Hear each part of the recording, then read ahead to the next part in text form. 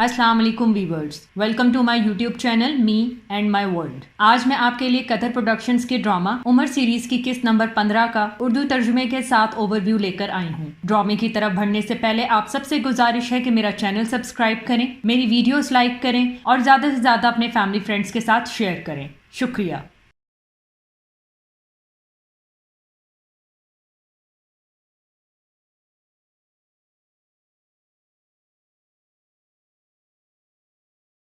इस किस्त का आगाज अबू जंदल से होता है। अबू यजीद अबू जंदल को मक्के वापस ले आता है। अबू यजीद का गुलाम जंजीरें लेकर आता है तो अबू यजीद कहता है अब हमें इसकी जरूरत नहीं। अबू यजीद अबू जंदल से मुखातिब होकर कहता है अगर कुरैश का कोई आदमी अपने बड़ों की इजाजत के बगैर मोहम्मद के साथ मिल जाएगा तो वो कुरैश को वापस कर देंगे। अबू जंदल कहता है क्या आपको लगता है कि आपने मोहम्मद से ज्यादा कुरैश को फायदा दिया है? अबू यजीद कहता है क्या तुमने सुना नहीं जो मैंने कहा? अबू जंदल कहता है मुझे मालूम है कि कितने लोगों ने अपना मजहब छोड़ा है और आप लोगों के पास वापस आ गए तब से जब तक खुदा ने अपना रसूल न भेज दिया, और उसके बाद कुरैश से कितने लोगों ने इस्लाम कबूल किया। आप डरते हैं कि लोग आपको छोड़ देंगे, इसलिए आपने ये शर्त रखी, और दूसरी तरफ रसूल खुदा को इस शर्त से कोई डर नहीं है, इसीलिए उन्होंने इसे कबूल किया। खुदा की कसम ये सूरत हाल आपके बातिल के खोखलेपन को जाहिर करता है और हजूर के हक को जो उन्होंने सिखाया जाहिर करता है। अबू यजीद कहता है कम अज कम हमारी वजह से उनकी तादाद नहीं बढ़ेगी। अबू जंदल कहता है अगर इस शर्त की वजह से लोग रसूल खुदा के पास हिजरत नहीं करेंगे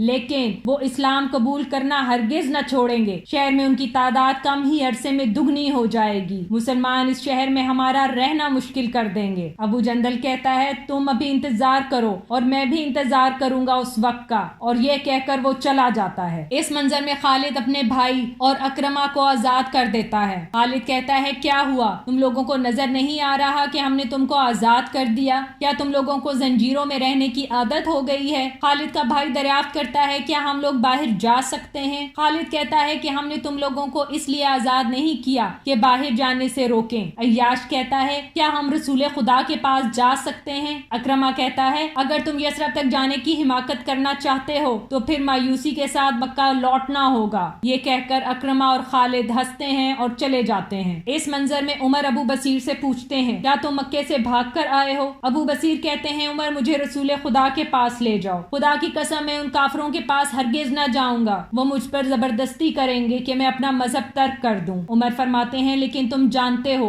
हमारा मुआहदा हमें ये कहता है कि हम तुम्हें वापस कर दें क्योंकि तुम अपनी बड़ों की इजाजत के बगैर आए हो। इतने में मक्का से दो आदमी आ जाते हैं। उमर कहते हैं कि दोनों आदमी तुम्हें मुआहदे के मुताबिक लेने आए हैं। एक आदमी कहता है कि ये आदमी अपने मालिक की इजाजत के बगैर आया है, इसे हमारे हवाले कर दें। वो दोनों अबू बसीर को जबरदस्ती ले जाते हैं। इस मंजर में दोनों आदमी आराम कर रहे होते हैं। इतने में अबू बसीर एक तलवार उठाकर चुपके से अपने घोड़े पर बैठकर फरार हो जाते हैं। अबू बसीर भागकर वापस मदीना आते हैं और रसूल खुदा से कहते हैं या रसूल अल्लाह, आपने अपना वादा पूरा किया और खुदा ने आपके अहद की इज्जत रखी। आपने मुझे उन लोगों के हवाले कर दिया लेकिन मैंने खुद की हिफाजत की जुल्म सितम से और उससे कि वो मुझे मेरे दीन से अलग न करें। मैं साहिल पर जा रहा हूँ जहाँ कुरैश मुझ में वो ना देखे जो उसे नापसंद है। ये वक्त है कि कमजोर जालिम का वारिस हो। अबू बसीर ये कहकर साहिल चले जाते हैं, वहाँ पर खैमा लगाते हैं। अय्याश, अबू जंदल, सलामा मक्के से भाग निकलते हैं और साहिल पर अबू बसीर के साथ आकर पड़ाव डालते हैं। साहिल पर मौजूद मुसलमान वहाँ से गुजरने वाले तिजारती काफिलों पर हमला करते हैं और उनका तिजारती सामान लूट लेते हैं। अबू बसीर उन लोगों से कहते हैं डरो मत, हम तुम्हें कोई नुकसान नहीं पहुँचाएंगे, हमारी जंग कुरैश से है। ये कारवान जंग का माल गनीमत है जो कि हमारे माल और घरों का मुआवजा है जो उन्होंने हमसे ले लिया। ये रहे तुम्हारे लिए ऊंट, यहाँ से जाओ और दोबारा कुरैश के कारवान में न दिखना। वो लोग उठते हैं और चले जाते हैं। अबू सुफियान अबू यजीद को कहता है तुम्हारा बेटा भी उनमें है। अबू यजीद कहता है तुम मेरे बेटे पर उंगली क्यों उठा रहे हो? क्या वो अकेला है? अबू सुफियान कहता है हाँ, लेकिन वो सुहेल इब्ने उमर का बेटा है। अबू यजीद कहता है और अल वलीद इब्ने अल वलीद خالد کا بھائی ہے اور عیاش ابن ربی اور سلامہ ابن حشام اکرما کے چچا ہیں۔ اکرما کہتا ہے وہ بہت برے چچا ہیں۔ ابو سفیان کہتا ہے تمہیں انہیں آزاد نہیں کرنا چاہیے تھا۔ ابو یزید کہتا ہے ہم نے سوچا یہ شرط جو ہم نے محمد پر رکھی ہے وہ انہیں جانے سے روکے گی۔ ابو سفیان کہتا ہے یہ شرط تمہیں لگا کہ ہمارے حق میں ہے؟ ہم نے کہا ابو یزید نے ہمیں فخر محسوس کروایا کہ ہم سے وہ کسی کو نہیں لے جا سکتے، اب یہ شرط ہمارے ہی خلاف ہو رہی ہے، اگر یہی صورتحال رہی تو ہماری تجارت برباد ہو جائے گی اور ہمارے پاس محمد کے خلاف کچھ نہ رہے گا۔ محمد کہتے ہیں کہ وہ اپنے وعدے کی پاسداری کرتے ہیں لیکن یہ لوگ میرے ماتحت نہیں۔ ابو یزید کہتا ہے کیوں نہ ہم ایک دوسرے پر الزام لگانا چھوڑیں اور کوئی راستہ نکالیں۔ صفوان کہتا ہے کیا ہم ان کے لیے سپاہی نہیں بھیج سکتے؟ ابو یزید کہتا ہے کیا تم بھوتوں سے لڑائی کرو گے؟ تم انہیں کہاں ڈھونڈو گے؟ ابو سفیان کہتا ہے تم ہمیں ان حالات میں لائے ہو تو کوئی راستہ بھی بتاؤ۔ ابو یزید مجلس سے باہر نکلتا ہے تو اس کو ابو جندل کی بات یاد آتی ہے جو اس نے کہی تھی، کیا واقعی میں آپ کو لگتا ہے کہ آپ نے محمد سے زیادہ قریش کو فائدہ دیا ہے؟ آپ بھی انتظار کریں اور میں بھی کرتا ہوں۔ ابو یزید یہ سوچ کر ہنستا ہے اور کہتا ہے آخر کار میرے بیٹے ابو جندل نے ہمیں صحیح منزل دکھا دی، اس نے ثابت کیا کہ وہ اپنے باپ کا بیٹا ہے۔ خالد اور اکرما مجلس سے باہر نکلتے ہیں۔ خالد ہنسنے لگتا ہے۔ اکرما اسے پوچھتا ہے تم ہنس رہے ہو جبکہ صورتحال ہمیں رلا رہی ہے؟ خالد کہتا ہے الولید میرا بھائی ہے، میں نے کبھی سوچا نہ تھا کہ اس میں اتنا عزم ہے، ہاں اس نے جو کیا میں اسے اس کے لیے ترک کرتا ہوں لیکن آج کے دن مجھے اس پر فخر ہے۔ اکرما کہتا ہے دو لوگ برابر کیسے ہو سکتے ہیں؟ خالد ہاں بالکل ہو سکتے ہیں، اور یہ کہہ کر وہ چلا جاتا ہے۔ اس منظر میں صفوان یثرب جاتا ہے اور رسول خدا سے ملاقات کرتے ہوئے کہتا ہے محمد قریش نے ہمیں بھیجا ہے کہ ہم بات کریں تم سے ابو بصیر اور اس کے گروہ کے بارے میں، انہوں نے ہمیں مشکل میں ڈال دیا ہے اور کاروان کو روکتے ہیں۔ صلح حدیبیہ میں قریش تم سے راضی ہوئے تھے کہ تم واپس کرو گے جو کوئی بھی اپنے بڑے کی اجازت کے بغیر تمہارے پاس آئے گا۔ قریش اب اس شرط کو ختم کرنا چاہتا ہے، وہ آپ سے درخواست کرتا ہے کہ آپ اس گروہ کو اپنے پاس بلا لیں اور انہیں اپنے ساتھ شامل کر لیں، ہمیں ان کی قطعاً ضرورت نہیں۔ دوسری طرف عمار ساحل کی طرف جاتے ہیں جہاں عیاش اس کا استقبال کرتا ہے۔ عمار کہتا ہے خدا کے رسول نے تمہیں سلام بھجوایا ہے اور مدینہ آنے کی دعوت دی ہے جہاں تم ان کے ساتھ رہو گے۔ قریش اپنی شرط سے دستبردار ہو گئے ہیں اور انہوں نے خدا اور رشتہ داری کی بنا پر درخواست کی ہے کہ وہ تم لوگوں کو اپنے پاس بلا لیں۔ سب لوگ اللہ اکبر کا نعرہ لگاتے ہیں۔ عمار پوچھتے ہیں ابو بصیر کہاں ہیں؟ ابو بصیر بیمار ہوتے ہیں۔ عیاش بتاتے ہیں کہ یہ کافی دنوں سے اسی حالت میں ہیں۔ ابو بصیر وفات پا جاتے ہیں، وہ لوگ انہیں وہیں دفن کر کے مدینہ کے لیے روانہ ہو جاتے ہیں۔ ابو بکر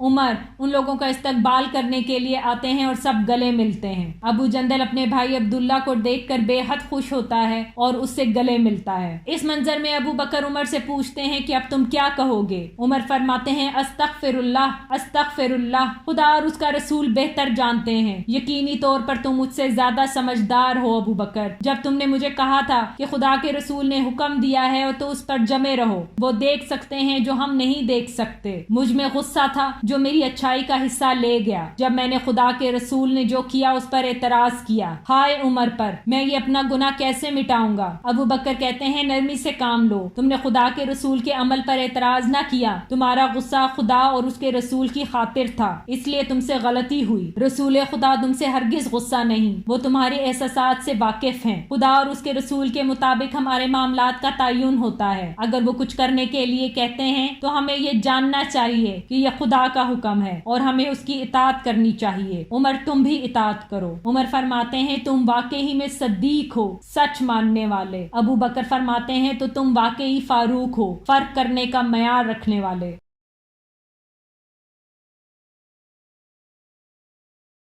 اس منظر میں ایک صحابی نجاشی کے پاس آتا ہے۔ نجاشی اس سے کہتا ہے میں نے ان کے لیے کشتیوں کا انتظام کرنے کا حکم دیا ہے اور ان سب چیزوں کا جو انہیں آگے راستے میں ضرورت پڑے، ہمیں ان کی ہجرت کا افسوس ہے جبکہ وہ کافی عرصہ تک ہمارے ساتھ تھے۔ صحابی کہتا ہے خدا آپ کو اجر دے، آپ نے وہ سب کیا جو رسول نے سوچا تھا کہ آپ کریں گے، میں اب اجازت چاہتا ہوں۔ اتنے میں عمر ابن العاص نجاشی کے دربار میں آتا ہے اور کہتا ہے صبح بخیر، یہ جو شخص ابھی گیا یہاں سے نجاشی کہتا ہے اس کے بارے میں کیا؟ عمر کہتا ہے یہ محمد کے صحابیوں میں سے ایک ہے۔ نجاشی کہتا ہے ہاں، رسول نے اس کو بھیجا ہے تاکہ وہ ملاقات کر سکے ان سے جو یہاں پر ہیں۔ عمر کہتا ہے کیا یہ واپس جا رہے ہیں؟ نجاشی ہاں میں سر ہلاتا ہے۔ عمر کہتا ہے یہ آدمی محمد کا قاصد عمر ابن امیہ ہے، اس نے ہمارے بہت سے بڑے اور عزت دار لوگوں کو قتل کیا ہے اس جنگ میں جو ہمارے درمیان ہوئی۔ اگر تم اسے مجھے دے دو تاکہ میں ان لوگوں کا بدلہ لینے کے لیے اسے قتل کر دوں۔ نجاشی کھڑا ہو جاتا ہے۔ عمر کہتا ہے خدا کی قسم اگر مجھے پتا ہوتا کہ یہ بات آپ کو تکلیف پہنچائے گی تو ہرگز نہ کہتا۔ نجاشی کہتا ہے تم مجھے کہہ رہے ہو میں تمہیں رسول کا قاصد دے دوں، وہ رسول جس کے پاس جبرائیل آتے ہیں، وہ جو موسیٰ کے پاس آتے تھے تاکہ تم اسے قتل کر دو؟ کیا تمہارا دماغ خراب ہو چکا ہے؟ عمر کہتا ہے ہاں بالکل، چاہتا تو میں ایسا ہی ہوں۔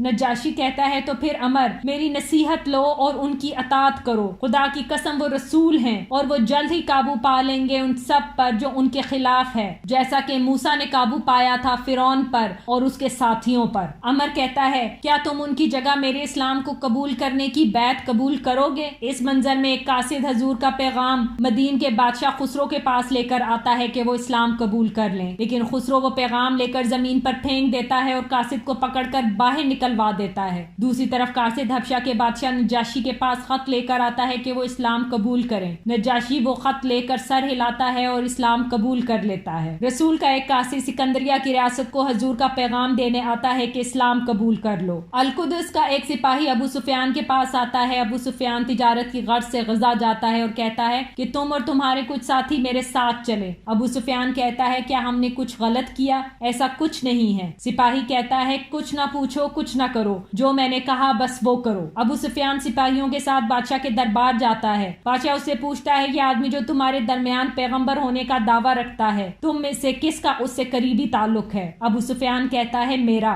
بادشاہ تم آگے آؤ، میں اس آدمی کے بارے میں معلومات حاصل کر رہا ہوں۔ ابو سفیان کے باقی ساتھیوں کو کہتا ہے کہ تم پیچھے رہو اور اگر تمہارا ساتھی جھوٹ بولے تو تم ہمیں آگاہ کرنا۔ بادشاہ پوچھتا ہے ان کا تعلق کس نسب سے ہے؟ ابو سفیان کہتا ہے ان کا نسب ہم سے مختلف ہے۔ بادشاہ پوچھتا ہے کیا ان سے پہلے کسی نے اس طرح کا دعویٰ کیا؟ ابو سفیان کہتا ہے نہیں۔ بادشاہ پوچھتا ہے کیا اس کے آباء و اجداد سے کوئی بادشاہ تھا؟ ابو سفیان کہتا ہے نہیں۔ بادشاہ کہتا ہے ان کی اطاعت کون کرتا ہے، تمہارے سردار یا پھر کمزور لوگ؟ ابو سفیان کہتا ہے زیادہ تر کمزور لوگ ہیں۔ بادشاہ کہتا ہے کیا وہ کم ہو رہے ہیں یا بڑھ رہے ہیں؟ ابو سفیان کہتا ہے تعداد بڑھ رہی ہے۔ بادشاہ پوچھتا ہے کیا جس نے اسلام قبول کیا وہ پلٹا؟ ابو سفیان جواب دیتا ہے نہیں۔ بادشاہ کہتا ہے اس دعوے سے پہلے کیا وہ جھوٹ بولتے تھے؟ ابو سفیان کہتا ہے ہرگز نہیں۔ بادشاہ کہتا ہے کیا انہوں نے کبھی خیانت کی؟ ابو سفیان کہتا ہے ہرگز نہیں، لیکن ابھی ہم نے ان سے جنگ بندی کی ہوئی ہے اور ہم یہ نہیں جانتے کہ وہ اسے کس حد تک اہمیت دیں گے۔ بادشاہ کھڑے ہو کر ابو سفیان کے پاس آتا ہے اور کہتا ہے کیا تم اس سے لڑے؟ ابو سفیان ہاں میں جواب دیتا ہے۔ بادشاہ پوچھتا ہے کیسی جنگ ہوئی تمہارے درمیان؟ ابو سفیان کہتا ہے ہماری جنگ ان کے ساتھ مثبت تھی، کبھی وہ جیتے اور کبھی ہم۔ بادشاہ کہتا ہے وہ کیا سکھا رہے ہیں؟ ابو سفیان کہتا ہے وہ کہتے ہیں کہ ایک خدا کی عبادت کرو، اس کے ساتھ کسی کو شریک نہ ٹھہراؤ۔ وہ ہمیں کہتا ہے کہ اس سب کو ترک کر دو جو تمہارے آباء و اجداد کرتے تھے، انہوں نے ہمیں نماز ادا کرنے اور زکوٰۃ دینے پر حکم دیا ہے۔ بادشاہ کہتا ہے تم نے بتایا کہ وہ دوسرے نسب سے ہے اور یہ تمام رسولوں کے ساتھ ایسا ہی ہوا ہے۔ جب تم نے کہا کہ ان سے پہلے کسی نے اس طرح کا دعویٰ نہیں کیا تو یہ کہا نہیں جا سکتا کہ وہ کسی سے مشابہت رکھتے ہیں۔ تم نے یہ بھی کہا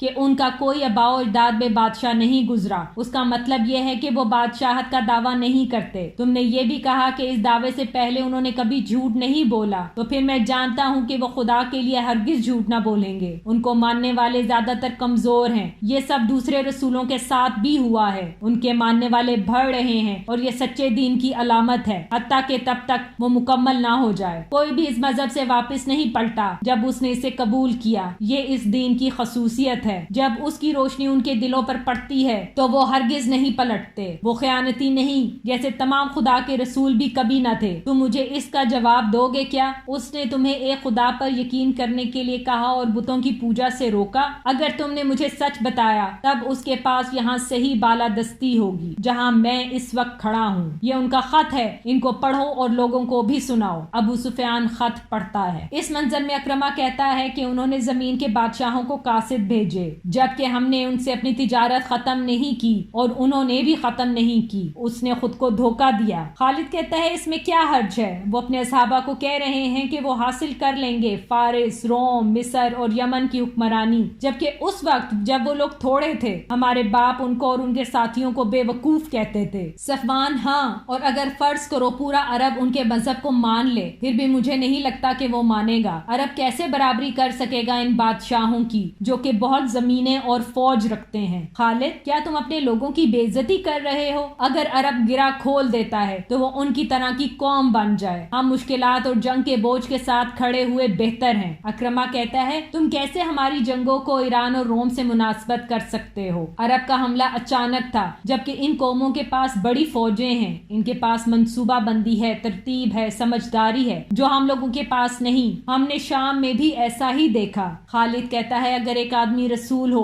تو اس کی خوش قسمتی بڑھتی جاتی ہے، حتیٰ کہ اس کا مذہب ان ممالک تک نہ پہنچ جائے۔ صفوان اگر وہ رسول ہوتے تو اس کے لیے یہ کافی ہوتا کہ وہ خدا سے دعا کریں کہ ان کے دشمن تباہ ہو جائیں۔ خالد کہتا ہے اگر وہ اس طرح کی دعائیں مانگتے تو ان کا خدا انہیں جواب دیتا، تو اس کا مطلب پورا عرب تباہ ہو جاتا بغیر اسلام قبول کیے، اور اس کے بعد وہ کیا یہ کہہ سکتے تھے کہ ان کا مذہب فتح یاب ہوا اور لوگوں نے اسے قبول کیا؟ اور کیا وہ اپنے صحابہ کو کہہ سکتے تھے کہ خدا ہمیں فارس، روم، مصر اور باقی تمام ممالک کی حکمرانی دیں گے؟ اکرمہ کہتا ہے ایسا لگ رہا ہے جیسے تم محمد کا دفاع کر رہے ہو۔ خالد کہتا ہے میں چیزوں کو مناسب نقطہ نگاہ سے دیکھ رہا ہوں۔ فرض کرو اگر وہ دعائیں کر لیتے بغیر مقصد کو حاصل کیے تو ان کی موت کے بعد ان کے صحابہ کیا کرتے؟ کیا وہ لڑتے؟ اور مجھے جنگ کے بارے میں بتاؤ، جب سے وہ یثرب گئے ہیں انہوں نے ایسا کیا کیا ہے؟ جنگ ہمیشہ ہماری طرف سے ہوئی ہے۔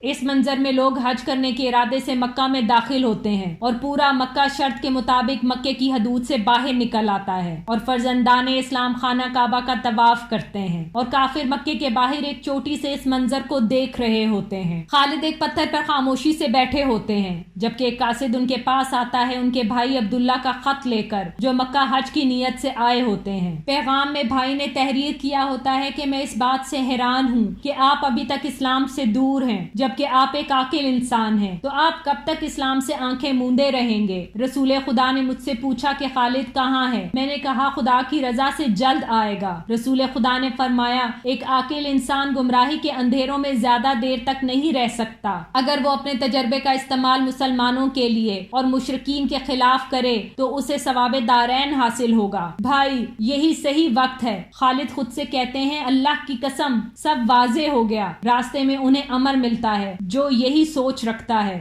دونوں اسلام قبول کرنے کی نیت سے چل پڑتے ہیں۔